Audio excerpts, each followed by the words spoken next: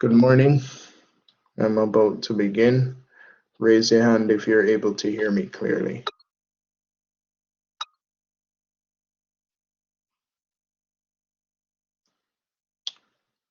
All right, that's good enough. All right, so so we're at the midpoint. This is week 4 of the course. We're at week 4, and at this point we have completed, let me see, 4 modules. So 4 modules have been completed at this point, and we have 5 modules remaining. At this point, I can ease up a little bit of the gas because based on what I've seen with the grades, I know where students will end up at the end of the course. And so I'm going to ease up off the gas at this point. The important thing to note going forward is that you have completed the foundational modules for EMS response. If you studied these modules well, then the remaining portion of the course should not be challenging. What you're going to observe going forward is that each emergency that we look at from this point on, it will have anatomy and physiology, it will have airway management, it will have patient assessment, and it will have shock. When you are studying the chapters, if you already know these core contents, you don't need to study them again because you already know it.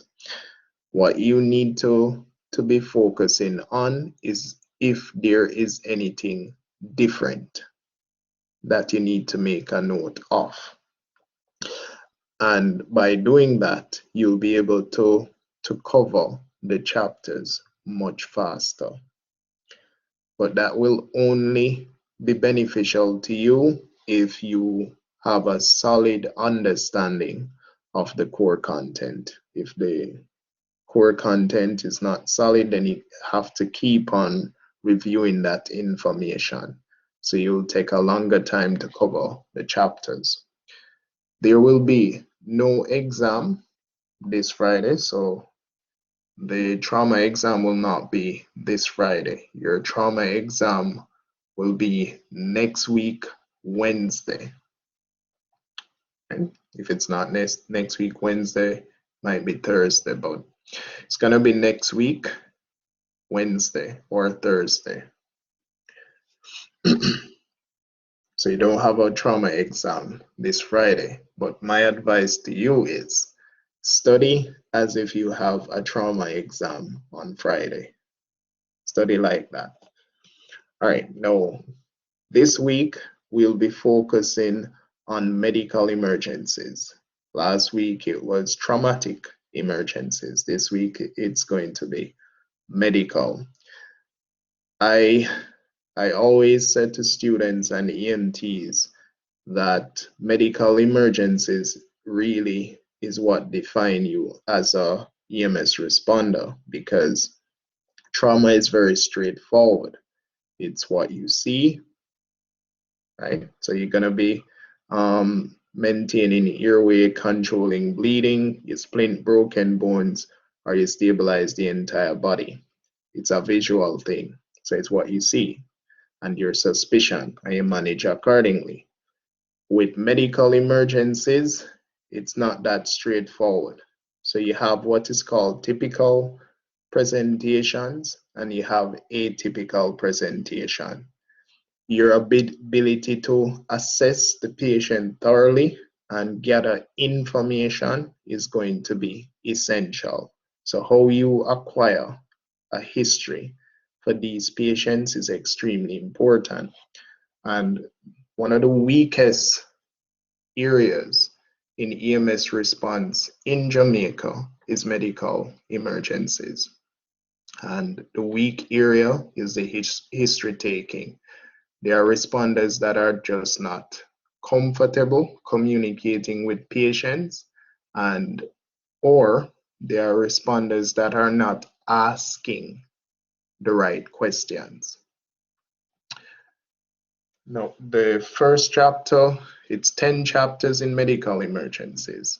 The first one is medical overview, and I sent a link for that recording. Ensure that the recordings that I've sent you, you review them while you're studying. All right, so I'm going to be starting with chapter 15, which is respiratory emergencies, which is quite common. So let's get into it.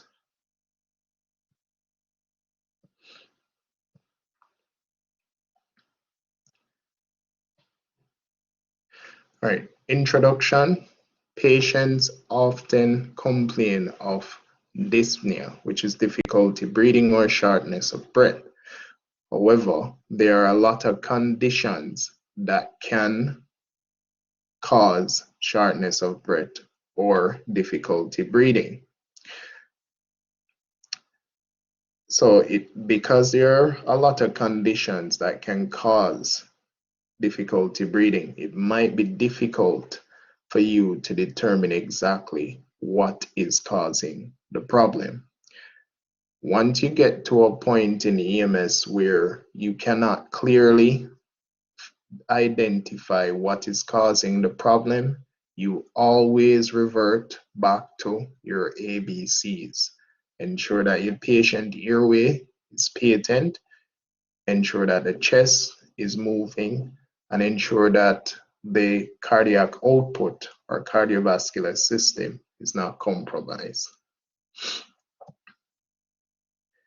Now let's review the anatomy and physiology of the respiratory system. The respiratory system includes all the structures that contribute to breathing.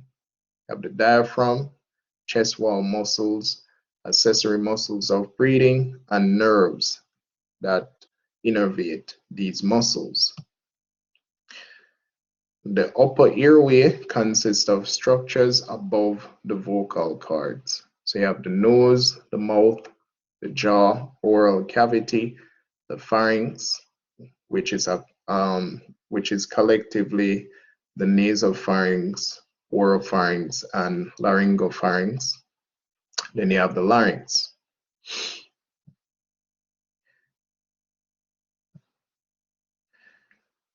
The principal function of the lungs is respiration. And when we talk about respiration, we're talking about the exchange of oxygen and carbon dioxide. It can occur in the lungs and it can occur within the cells of the body. Air travels through trachea into the lungs. The bronchi is larger, the bronchioles are smaller, and at the end of the bronchioles you have alveoli or alveolar ear sacs, and there are billions of alveoli within the lungs.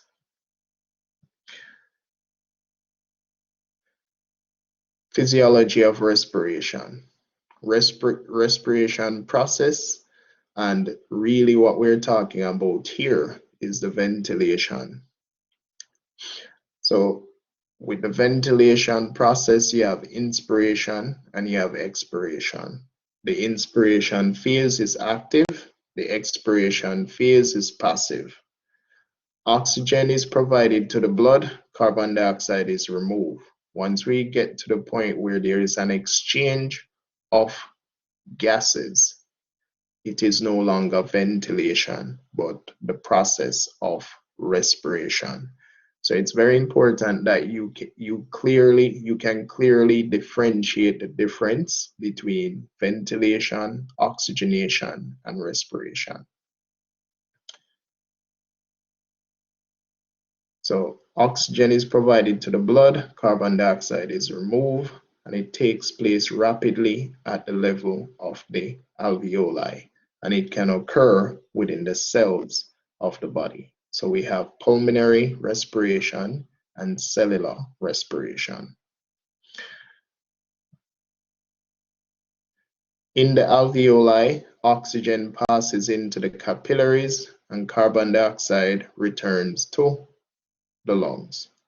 The brainstem senses blood carbon dioxide levels and regulates the rate and depth of breathing.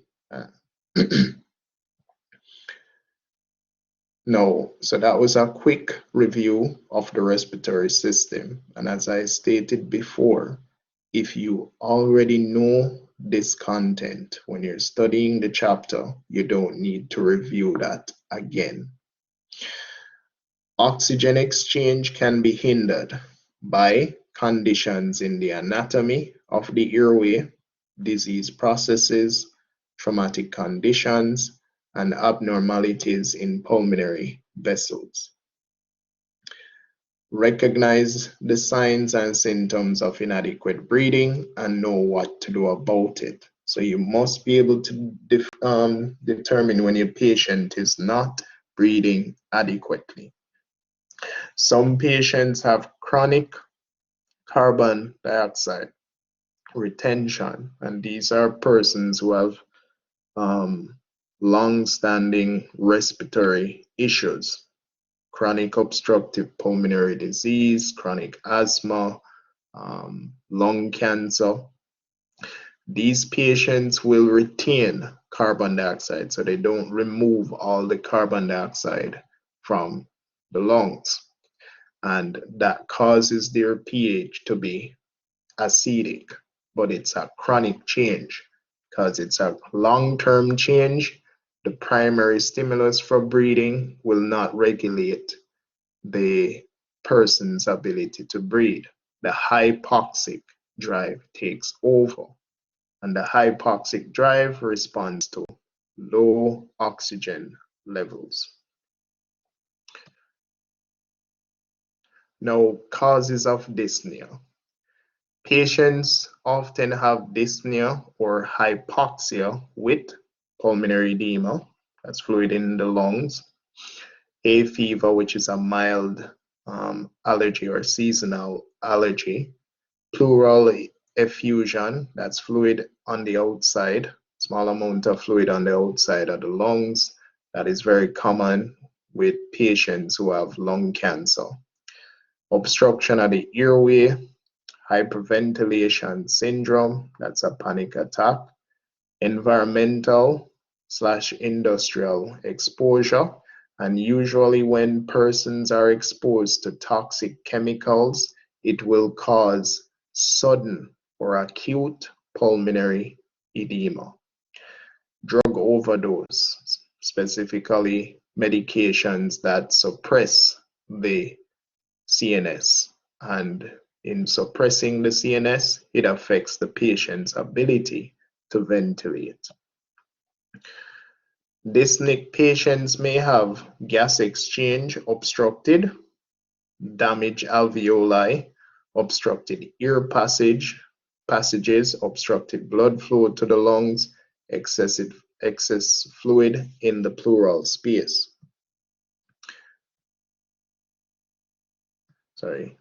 This chart that focuses on the signs and symptoms of inadequate breathing. Pay attention to that.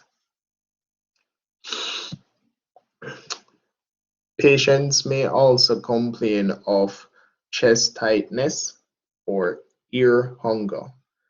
Common with cardiopulmonary diseases, pain can cause rapid, shallow breathing. Breathing deeply causes pain because the chest wall expands.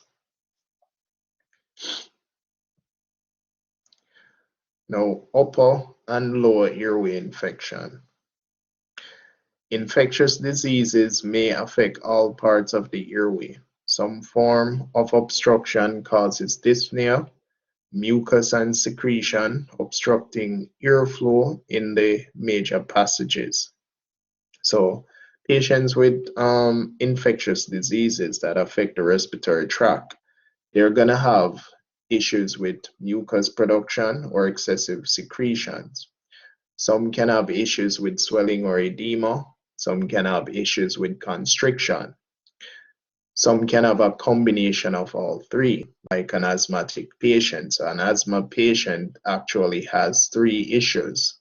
The airway is constricted, the airway is swelling up, and there is excessive mucus production. All of these issues can impair the process of respiration at the level of the alveoli. Now, when you're going through this particular chapter and you're looking at the conditions, you need to group them as conditions that will affect the upper airway and conditions that will affect the lower airway. That's how you're going to categorize the conditions. Now, the first one is croup. This is inflammation and swelling of the pharynx, larynx, and trachea. It produces stridor or a seal bark cough, and because it's a inflammatory or infectious issue, it will respond very well to humidified oxygen. It's a viral problem, so if they get a fever, it's going to be low-grade fever. Now, epiglottitis. This is a bacterial infection which causes the epiglottis to become inflamed. Inflammation means it's swollen. When you have inflammation, you're going to have swelling and you're going to have leakage of fluid. It's a bacteria, so this patient will have a high-grade fever. The patient is not able to keep the mouth closed and they will drool. So the position of comfort will be important. Humidified oxygen will be very beneficial to these patients as well. Now, very important for you to understand this. Any patient you have with respiratory tract infections, specifically, let's focus a little bit on the pediatric population. You have a pediatric patient that you suspect is having an upper respiratory tract infection that is compromising their airway. Do not manipulate their airway unless it is absolutely necessary. So if there's no need to manipulate their airway, don't do it. You can make the issue worse. Now, if it is necessary, then we have to manipulate. But as long as it's not necessary, do not manipulate their airway. Now, these issues can be quite detrimental to the pediatric population because of the difference in their airway anatomy, and all of the differences in their airway anatomy put them at risk for upper airway obstruction. Their airway can be easily obstructed, especially the younger pediatric population. All right. Next, we have the respiratory syncytial virus, or RSV. Now, the RSV is common. It's a common cause of illness in young children. It causes infection in the lungs and the passages. Look for signs of dehydration. Once a patient has an infection will lead to dehydration. Right? Treat the airway and breathing problems. Humidified oxygen will be beneficial to these patients. And respiratory syncytial virus can lead to what we call bronchiolitis. So respiratory syncytial virus can cause bronchiolitis, which is a viral illness that can affect the lower airway of the pediatric patient. So again, when you're going through the chapter, make sure you categorize the conditions that will affect upper airway and the conditions that will affect lower airway. Bronchiolitis.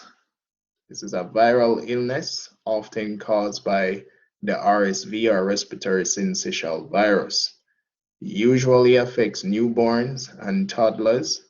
The bronchioles become inflamed, swell, and fill with mucus. Pneumonia. Pneumonia is a infection of the lung tissue. So the lung tissue is infected. It can be bacterial or it can be viral. Bacterial pneumonia will come on quickly and it causes a high fever. So bacteria usually causes high fever. Viral illnesses cause low fever. Viral pneumonia presents more gradually and is less severe. Especially affects people who are chronically ill, assess temperature, and provide airway support and supplemental oxygen. Just keep in mind that your geriatric population, they can have infections and they don't have a fever. So like I said, you have typical presentation when it comes to medical emergencies, and you have atypical presentation, which is common in your pediatric patients, and there are some variations in female and male depending on the condition, type of condition. All right, pertussis, also known as whooping cough. It's a contagious airborne bacterial infection that mostly affects children under 6. The patient will present with flu-like symptoms, and then they develop a very unusual cough. So they have a coughing fit, and then after the coughing fit, they have to be drawing in air, right? The coughing fit is so bad that they don't get time to breathe properly. It can last up to 6 weeks or more. It is commonly referred to as the 100-day cough. So pertussis, airborne bacterial infection that mostly affects children under 6. Patients will be feverish and exhibit a whoop sound after coughing attack. Watch for dehydration and suction as needed. And the pediatric population gets dehydrated very easily, and that can kill them. So pay attention to that. Then we have Influenza Type A. Became a pandemic in 2009. Symptoms include fever, cough, sore throat, muscle aches, headache, and fatigue. If persons, well, let me not go there, but influenza will often lead to pneumonia, right? And when they start to develop pneumonia, if it's not dealt with properly, this is what usually kills these patients, the pneumonia or dehydration. Tuberculosis, TB. This is a bacterial infection that most often affects the lungs. It can be inactive for many years. The patient will complain of fever, coughing, fatigue, night sweats, and weight loss over an extended period of time. These patients usually are not taking good care of themselves, or persons are not taking good care of them, so they are not they are malnourished. Wear gloves, eye protection, and an N95 respirator at the minimum. a N95 has limitations, right? So an N95 mask, I believe it cannot go beyond 4 hours. So it doesn't work effectively after 4 hours. I may have to double check that number. The mask has to be fit tested. So you don't just take up an N95 or an N100 out of your bag and put it on. You have to have a mask that has been fit tested. If it's not fit tested, then it cannot form a proper seal on your face and you're exposing yourself. So it should be fit tested and it should be seal tested. And if you have a beard or moustache, then you might not be able to get a proper seal with an N95 or an N100. So just keep those points in mind. Now, acute pulmonary edema. The heart muscle can't circulate blood properly. Fluid builds up within the alveoli and in the lungs. So a patient can get pulmonary edema from congestive heart failure that's dominant on the left side. And they can get sudden or acute pulmonary edema from being exposed to toxic chemicals. Once fluid starts to accumulate in the alveoli, it will interfere with the exchange of oxygen and carbon dioxide. So it will affect the process of respiration.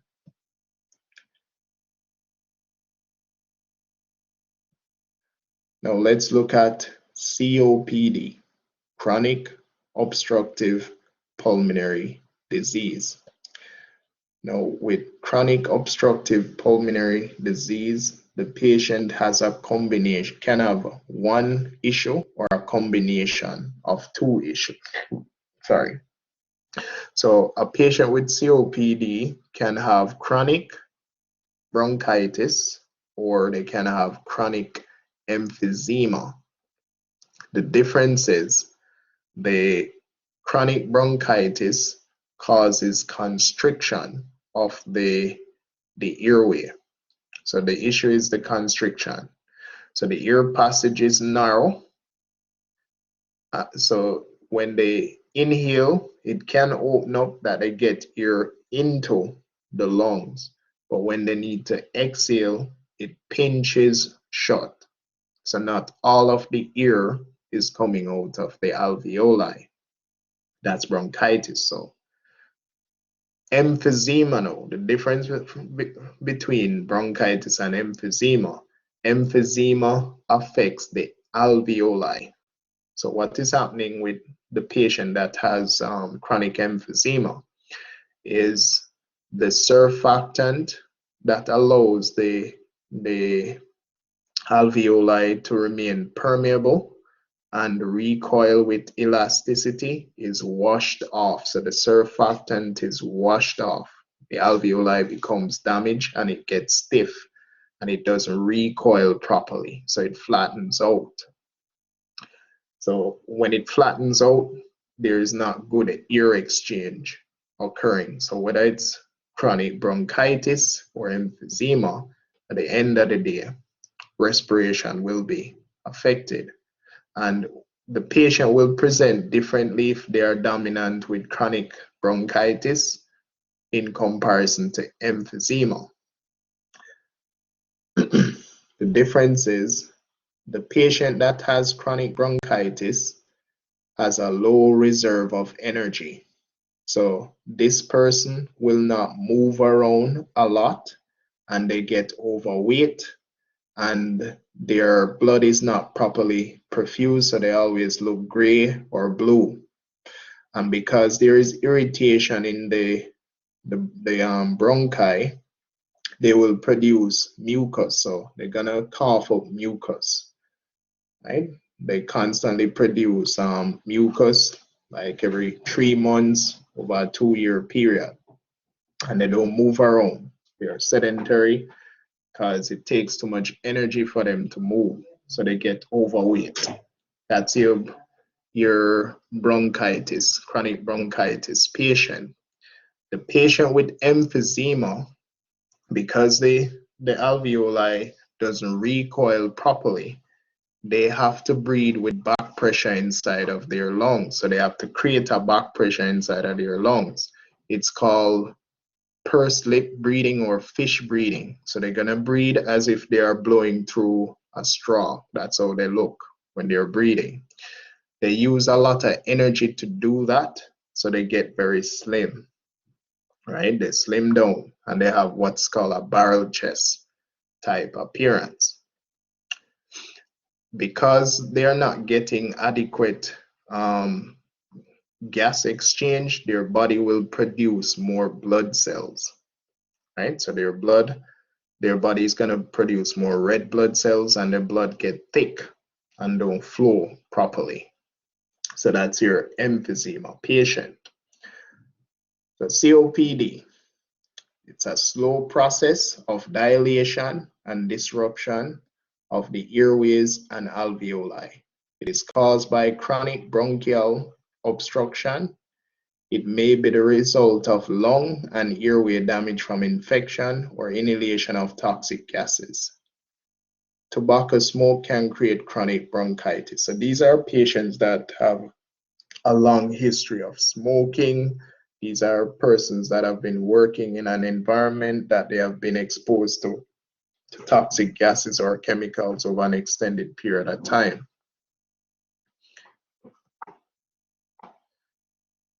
Emphysema is most common type of COPD, and it affects the alveoli. So there is loss of elastic material in the lungs.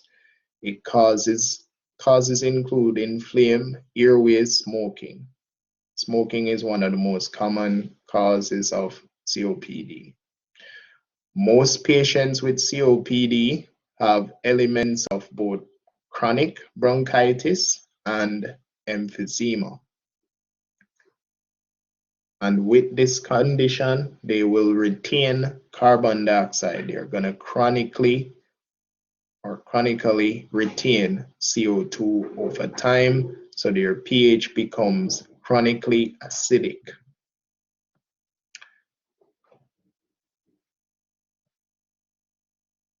Patients with pulmonary edema will have wet lung sounds.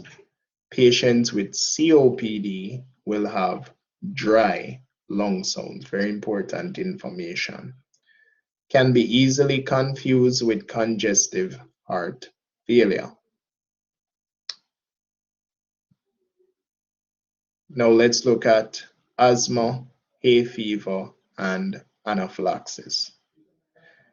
Result of allergic reaction to inhaled, ingested, or injected substances. In some cases, allergen cannot be identified.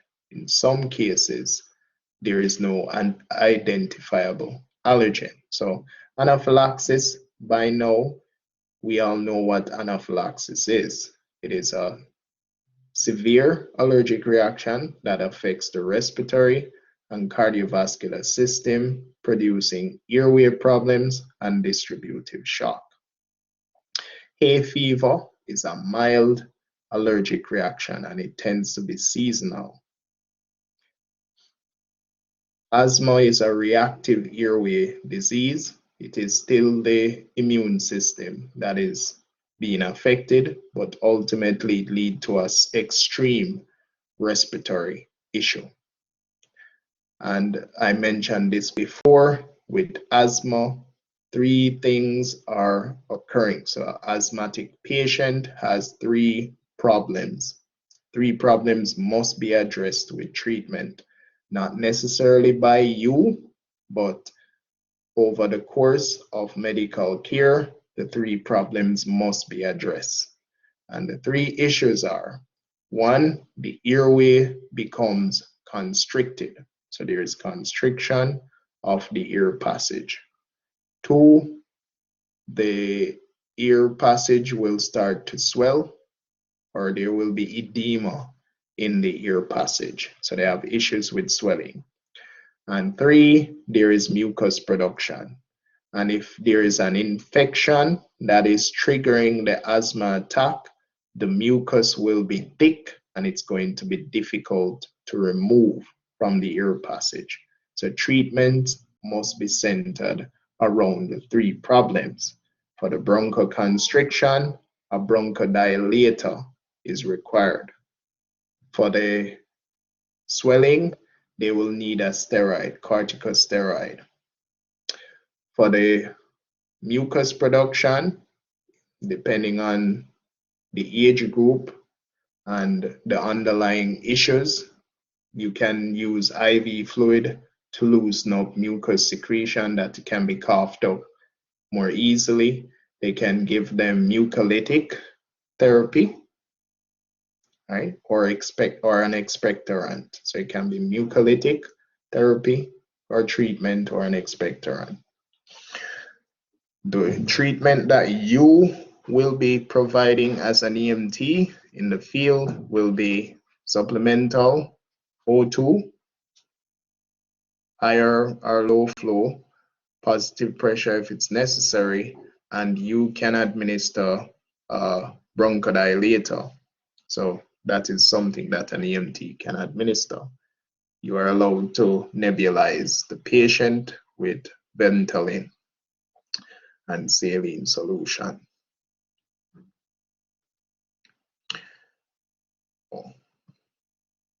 So asthma is acute spasm of the smaller ear passages. So the first thing that occurs is the ear passage goes into spasm. And usually the patient will have what is called a rescue inhaler, and it's usually going to be Ventolin or albuterol or salbuterol, depending on where you are in the world.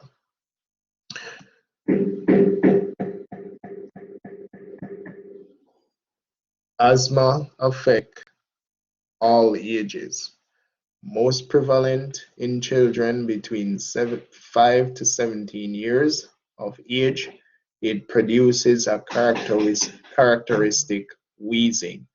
Don't get too caught up on the wheezing, right? So the patient can be having an asthma attack or is asthmatic and you don't hear any wheezing because of how constricted the airway is. So not every asthmatic patient will wheeze, and not every patient that wheezes has asthma.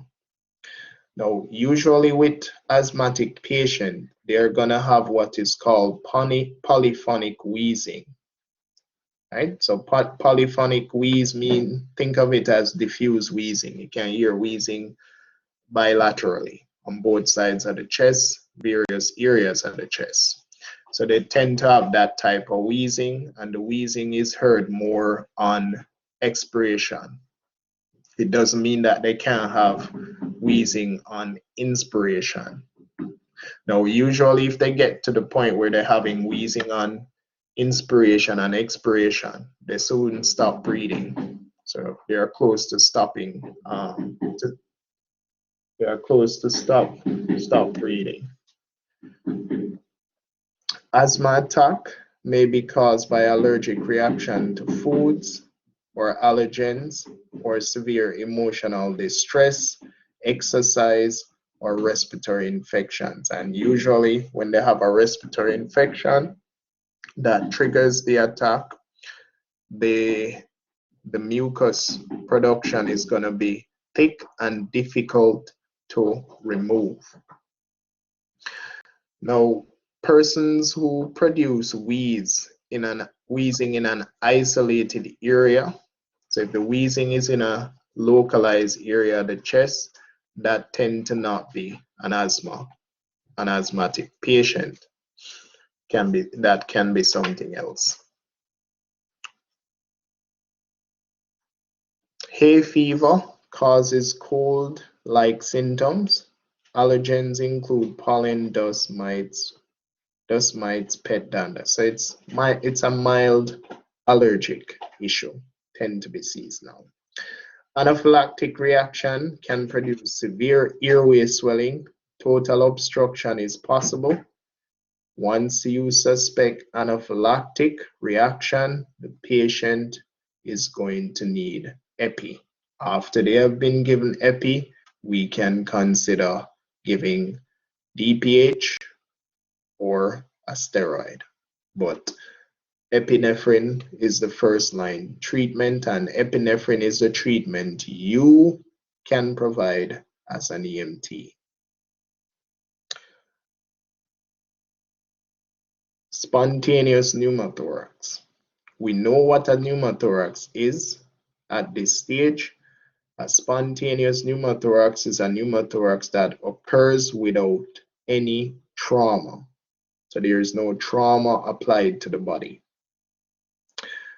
Pneumothorax is the accumulation of air in the pleural space. It is most often caused by trauma, but when it is not caused by trauma, it is referred to as a spontaneous pneumothorax.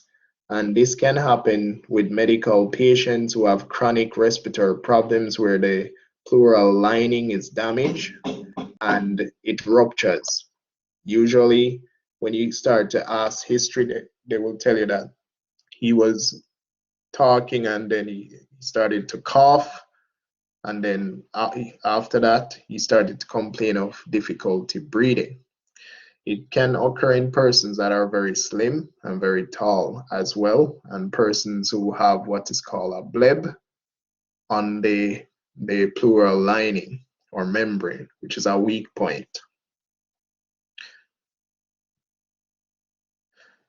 It occurs with lung infection or in weak lungs. Patient becomes dyspneic. Breath sounds may be absent on the affected side.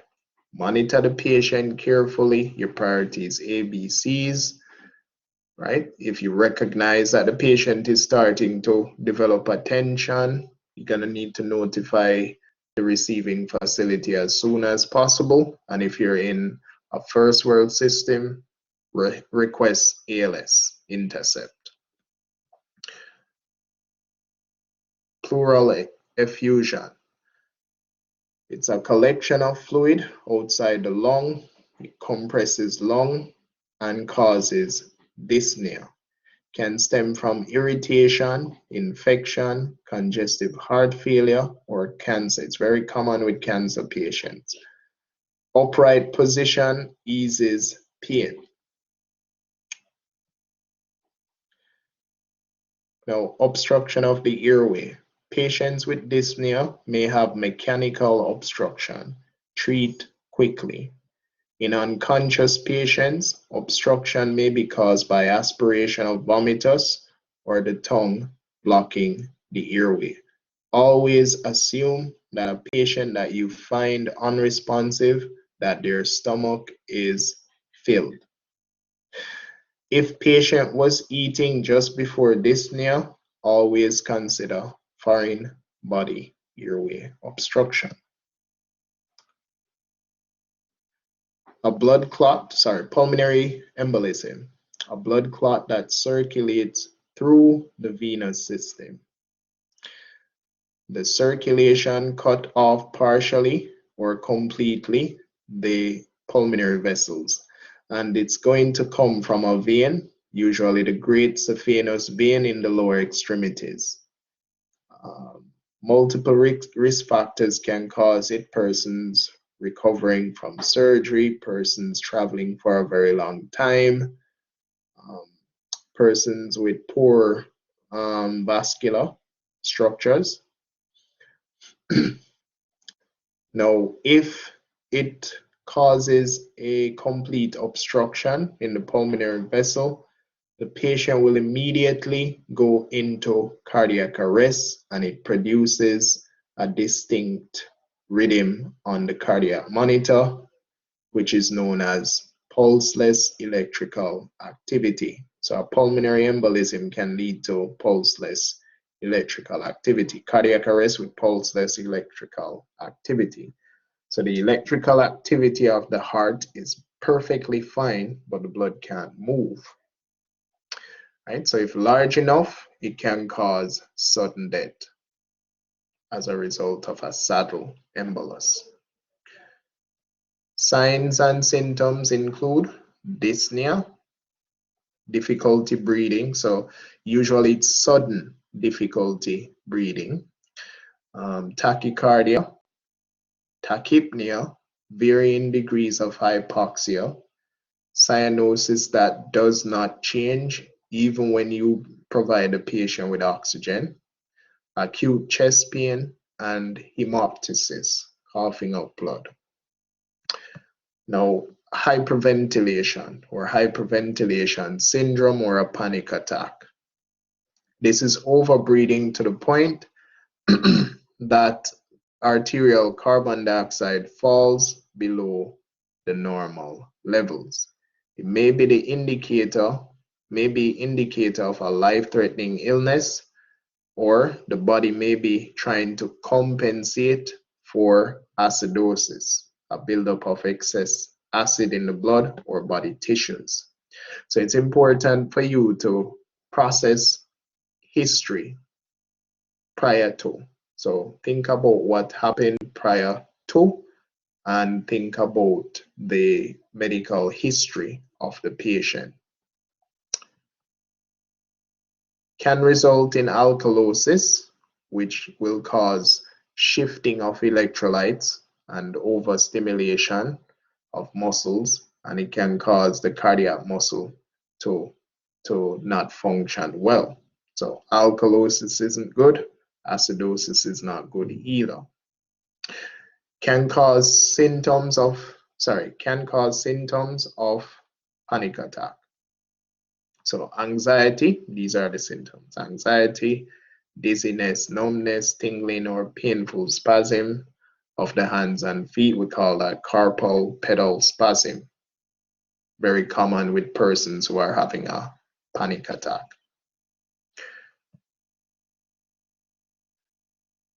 Environmental and industrial exposure. So you have pesticides, you have cleaning solutions, chemicals, chlorine and other gases that can be released, and these gases, all of these gases can irritate either the upper or lower respiratory tract and cause significant breathing issues.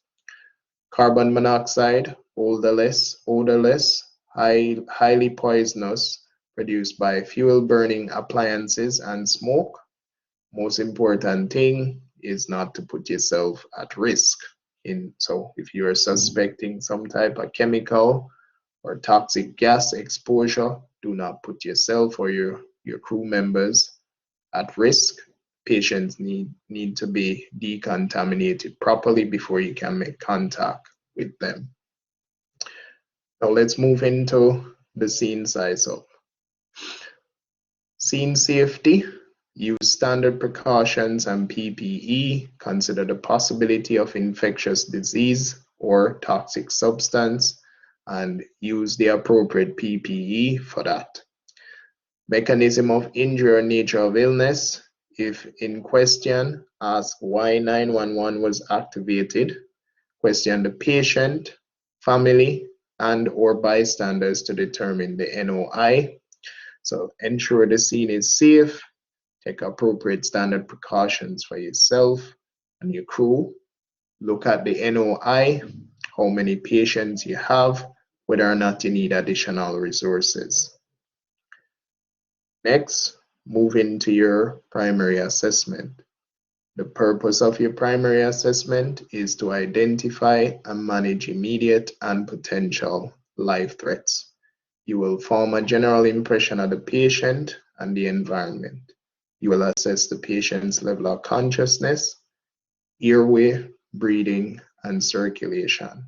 If there are things that require treatment, you will provide that treatment.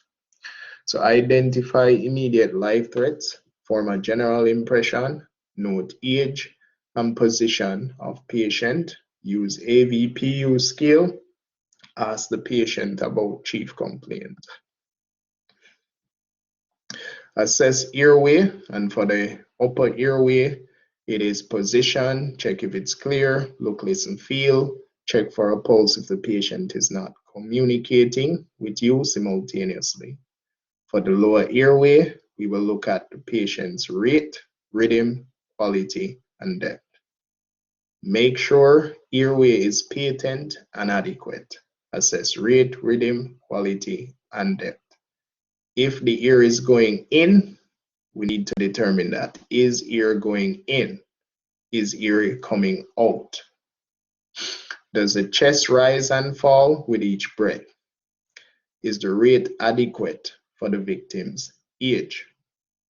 Breath sounds is going to be extremely important to these patients, and proper placement of your stethoscope is essential.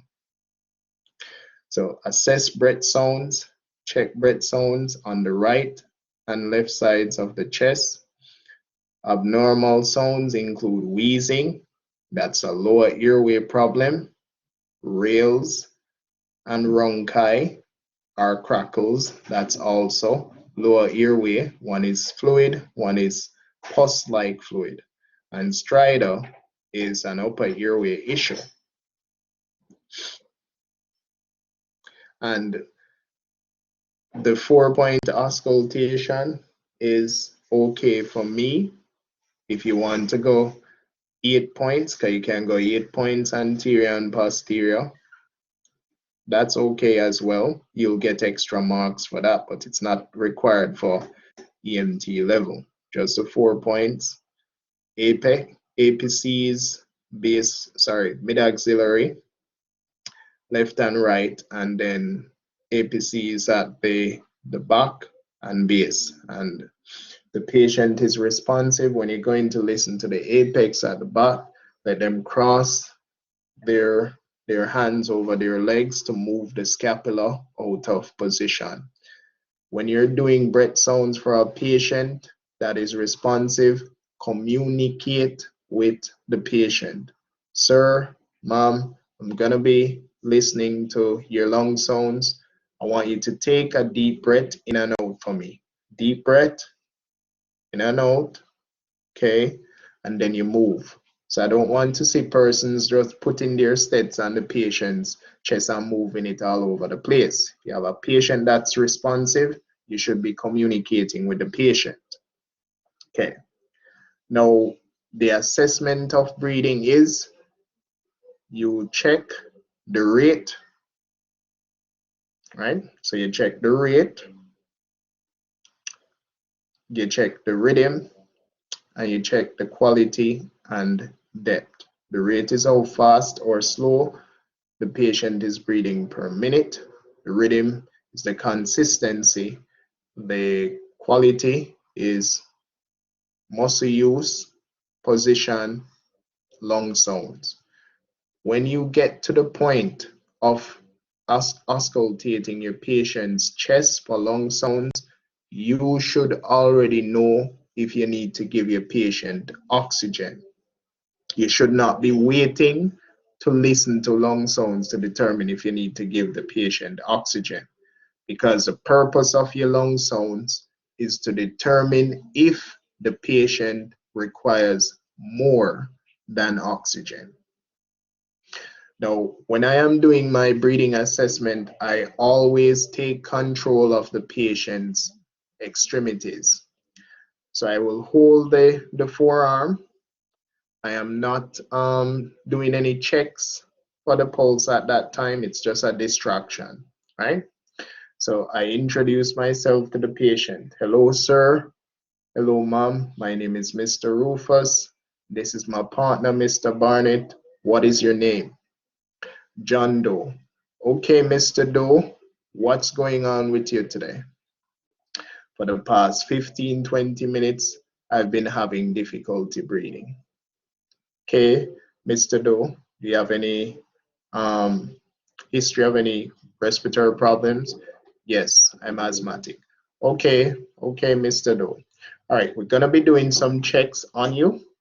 If we see the need to provide treatment, that will be provided. Now at that point, I'm going to take control of the patient's forearm. And I'm holding the forearm and I'll observe the chest. So it's just a distraction I'm creating.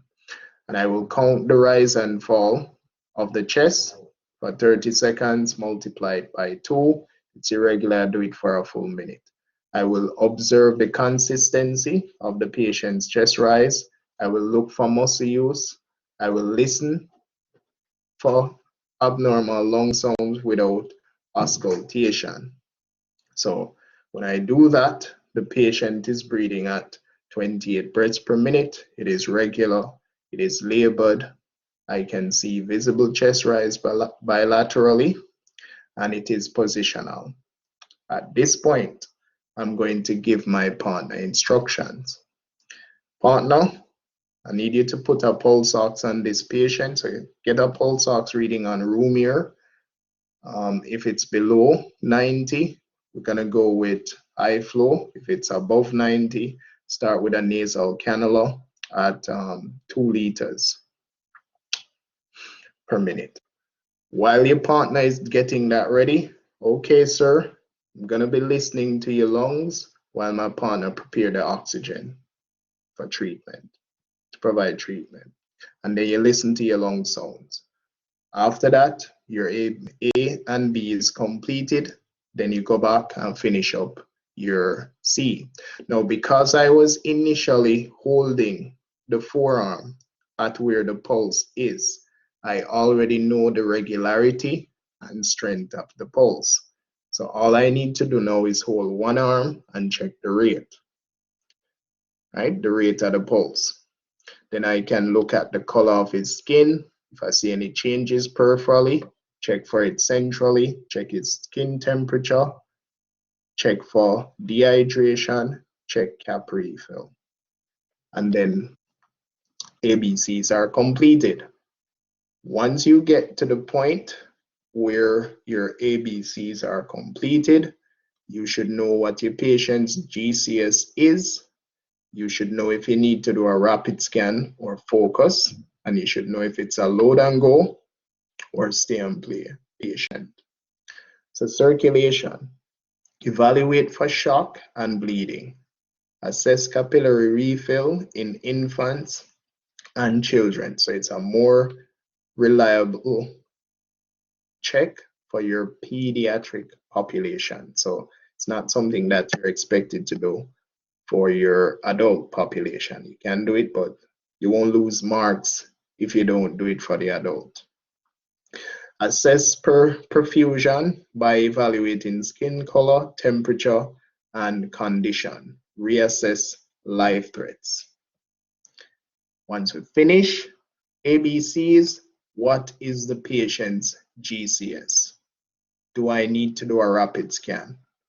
Is this a load and go patient or stay and play? Transport decision. If condition is unstable and there is possible life threats, address the life threat, proceed with rapid transport. Once you get the patient to the back of your unit, if the patient is communicating with you, history taking first. They're not communicating, consider your physical findings, vital signs, and then think about who can provide information for this patient. So history taking, investigate the chief complaint.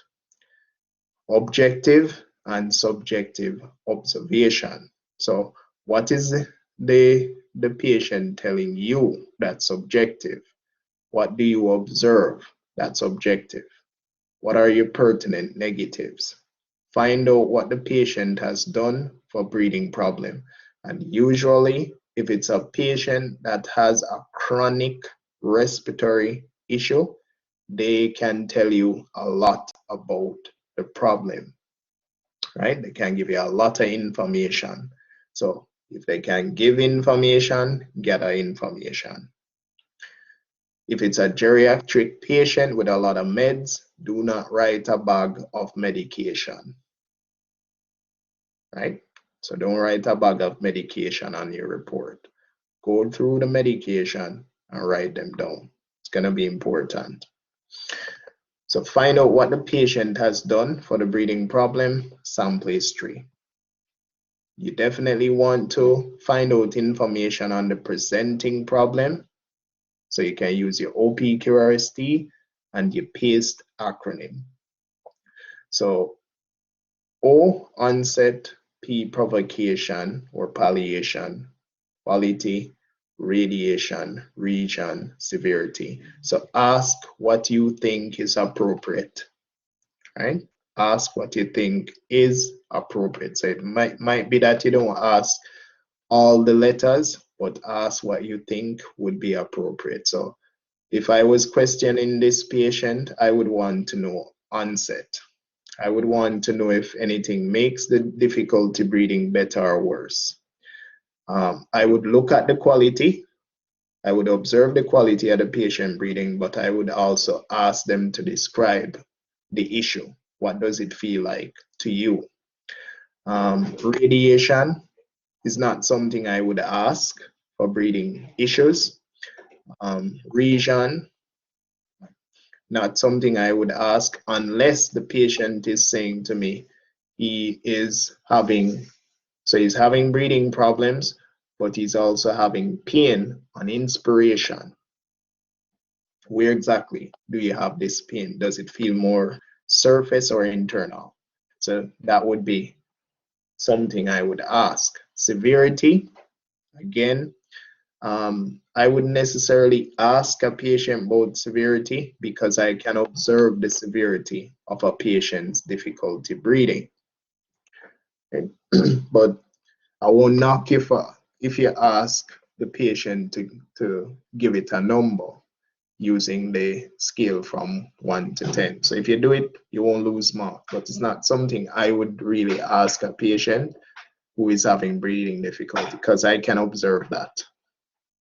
Now with the PASTE acronym, it is specific for patients with dyspnea. So this is something you will think about specifically for patients with respiratory issues. So progression, right? Is it progressively getting worse? Right? So what was it before? What is it now? Is it associated with chest pain? Is it associated with sputum production? Is there talking tiredness? And is there exercise tolerance? Is exercise tolerance an issue, right? So was that the reason for the onset? So that's your history taking.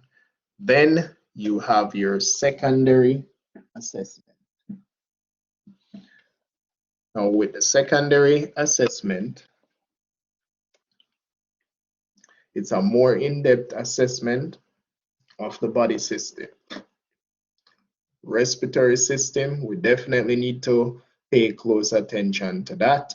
Cardiovascular system, definitely, because these two systems are connected. We need to pay attention to the patient's skin color, their blood pressure, and their neurologic status.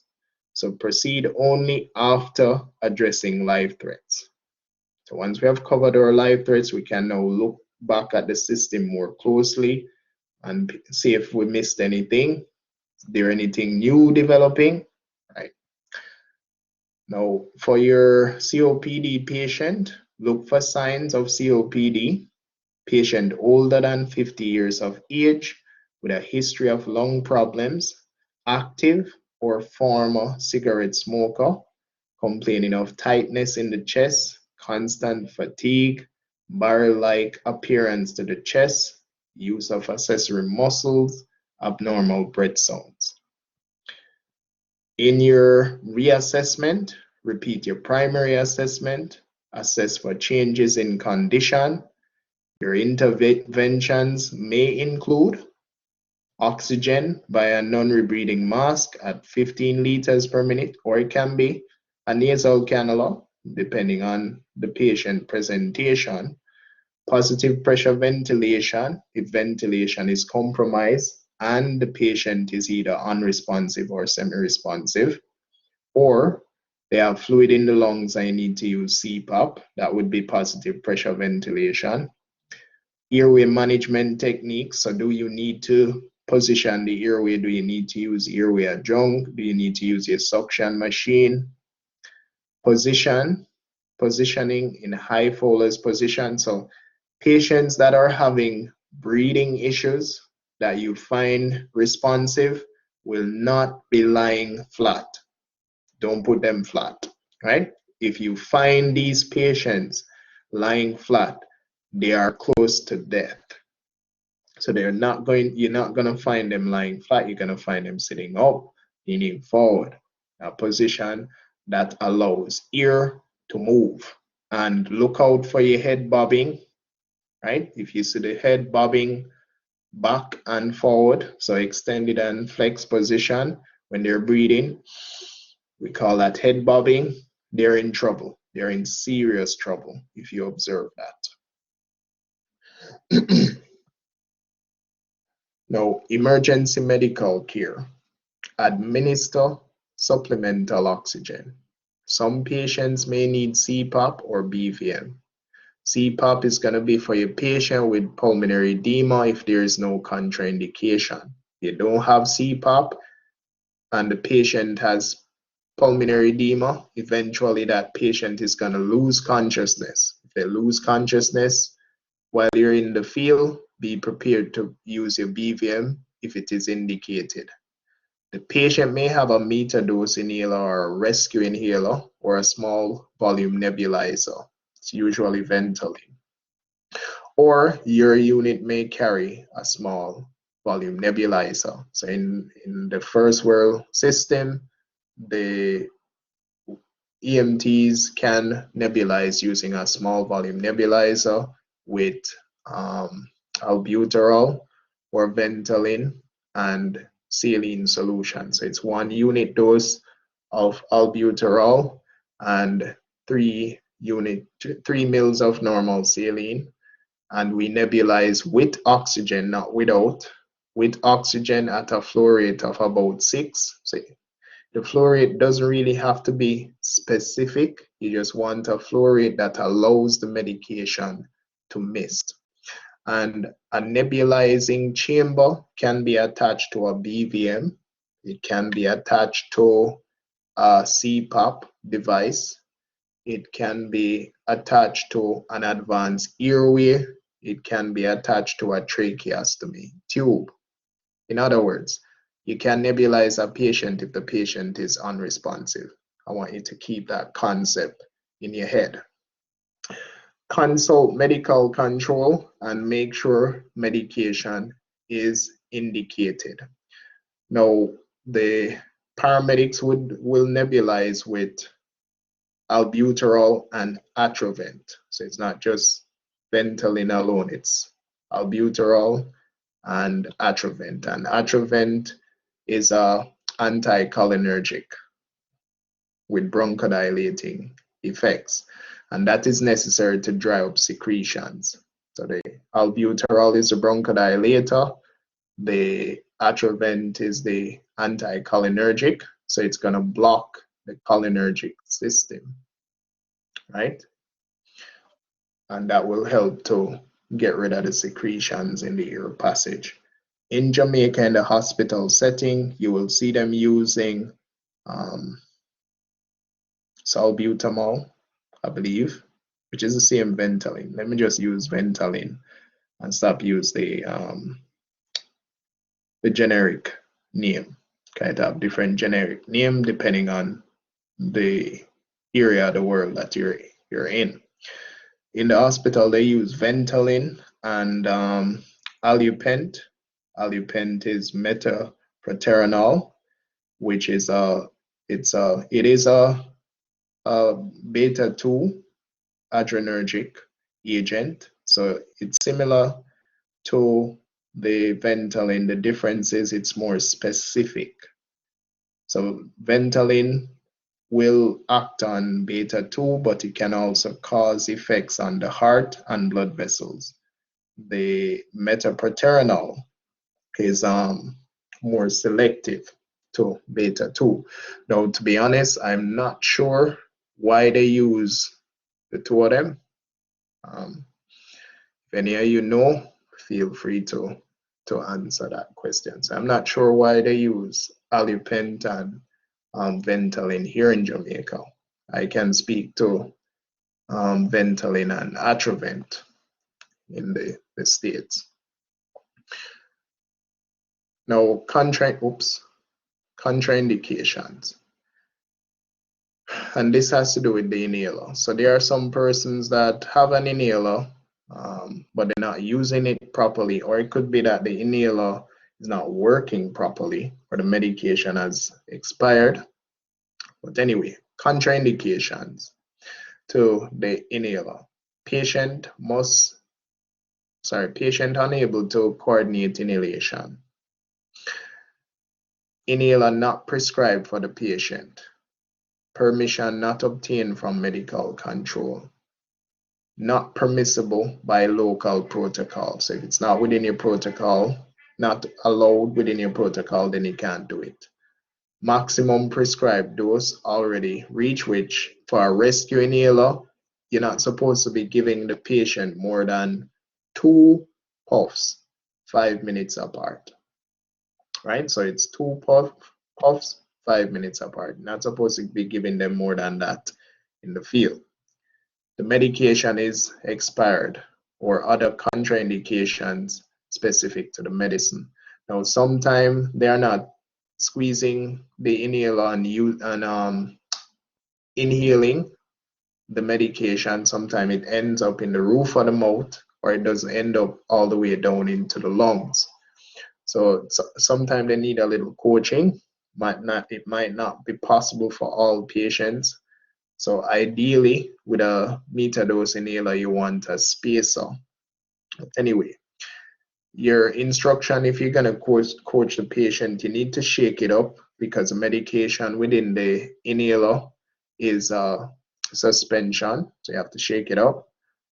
You're looking at 90 to 180 micrograms per dose. So it will always deliver the same dose each time. So you want the patient to exhale, form a seal, and squeeze the medication as they are inhaling.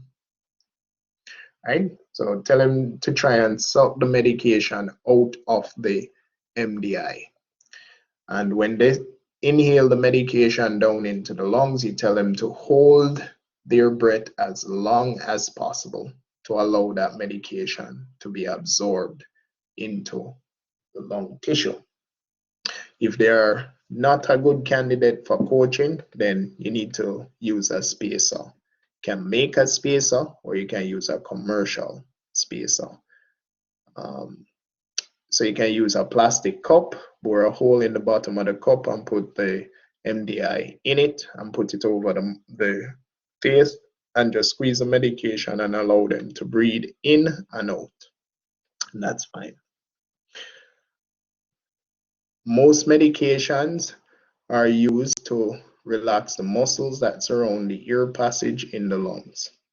Common side effects of inhalers: it's going to cause the pulse to go up, especially if they use more than the required dose. They're going to get nervous. It can cause muscle tremors. The blood pressure can go up as well.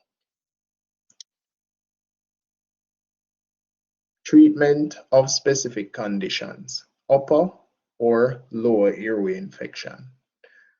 Once you suspect that a patient has a respiratory infection, upper or lower, these are patients that will benefit from humidified oxygen. For your pediatric population, do not play around with their ear passage. So if you don't need to manipulate their airway, leave them alone. So administer humidified oxygen if available. Do not attempt to suction the airway or place an oropharyngeal airway unless it is absolutely necessary. And if you're going to make that type of decision, you must get guidance from your medical director. Position of comfort is encourage transport promptly. If you are going to use humidification, make sure the humidifier is clean.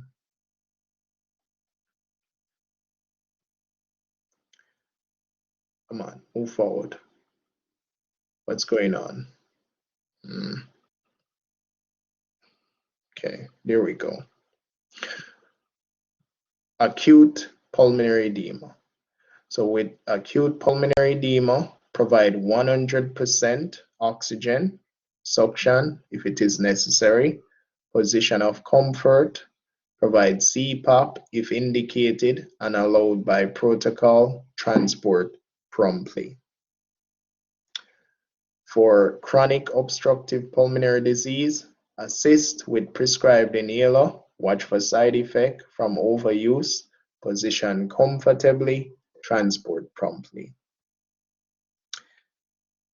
For asthma, be prepared to suction, assist asthma patients with prescribed inhaler, or if your protocol allows, nebulize. And we start off with oxygen. Always start with our oxygen. If that doesn't help, then you consider nebulization. And if we're going to nebulize, we nebulize with oxygen.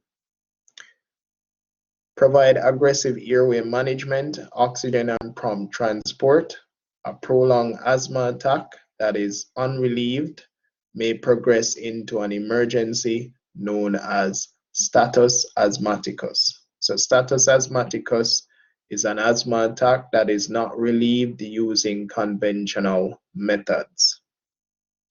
And when they get to this stage, then they are going to consider magnesium sulfate.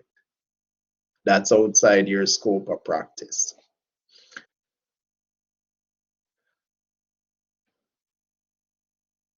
Hay fever, unlikely to need any emergency treatment for that. Over-the-counter allergy medications can reduce those symptoms.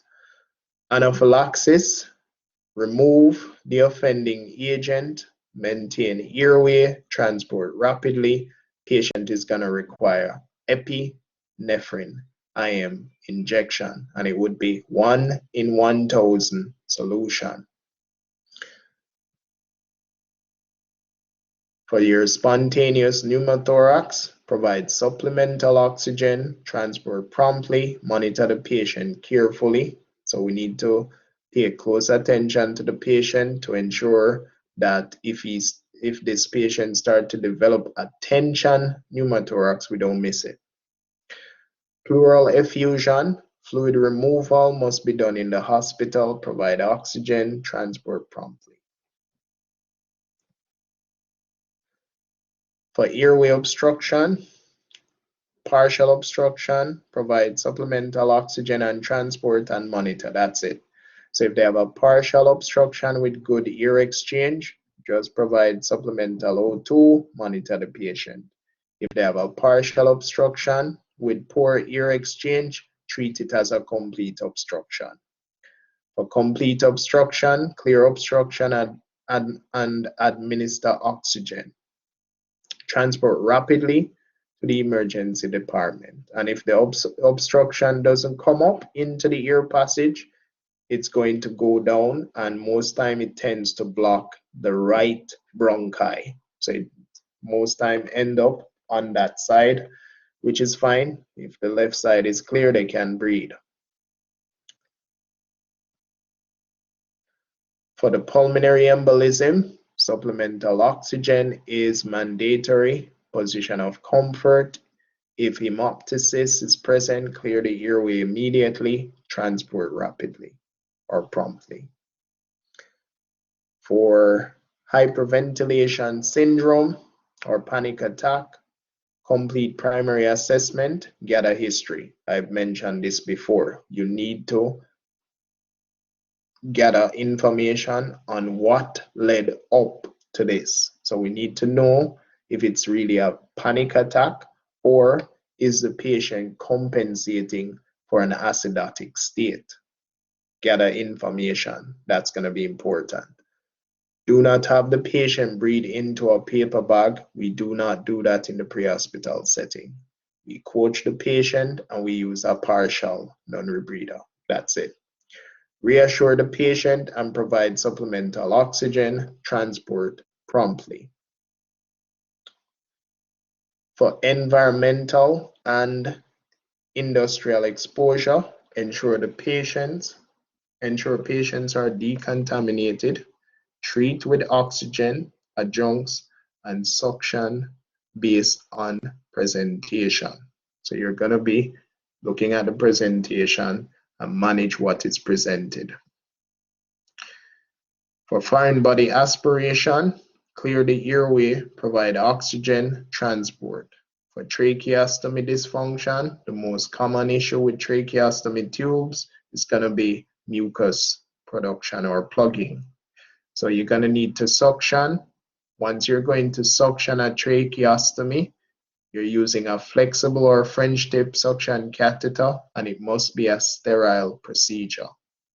Provide oxygen as needed. For your asthma patients, there are some patients that you may have to provide blow-by oxygen for, younger pediatric population. You may have to assist patients with MDIs, or depending on your local protocol, which is commonly being done now, you may be required to nebulize with oxygen. Right? So you're going to be giving your Ventolin, normal saline, and you're using oxygen to nebulize that. For cystic fibrosis, now cystic fibrosis is a disorder or condition where the body produces excessive mucus in the digestive tract and the lungs. Now, with excessive mucus production in the lungs, definitely can cause breathing problems. So this patient is going to require suctioning, and they will require oxygenation. Administer it based on their presentation. And this would be the end of the respiratory chapter. So this is the end of respiratory emergencies. Question 1.